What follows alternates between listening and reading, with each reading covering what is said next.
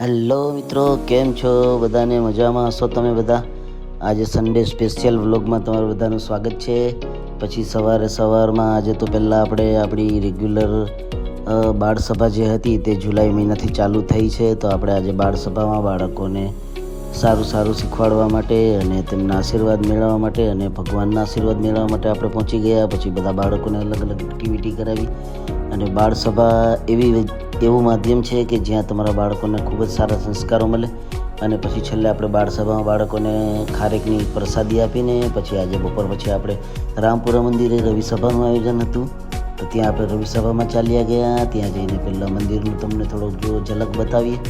પછી આપણે રસોડામાં અંદર થોડી મદદ કરવા ચાલ્યા ગયા. અને આ સભામાં બીજા બધા હરિભક્તો બેઠા છે અને સરસ મજાનું સભાનું આયોજન ચાલતું હતું. તો એની પણ થોડીક ઝલક તમને બતાવી દઈએ. પછી આપણે રસોડામાં જતા રહ્યા. તો ત્યાં મહારાજે પહેલાંથી રસોઈયા મહારાજ છે એમણે શાક બનાવેલું તૈયાર હતું. તો આપણે એની અંદર થોડું શાક ઉમેરવાનું બાકી હતું, તળાવવાનું બાકી હતું, એટલે એ તળાઈ ગયું. પછી એ પંચકુટિયું શાક હતું, તો પંચકુટિયું શાક બનીને રેડી થઈ ગયું.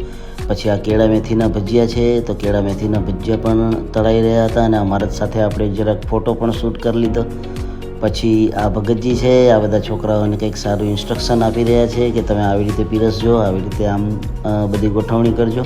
પછી આ આપણી ભજીયાની ચટણી છે, આ આપણા કોરા મગ છે.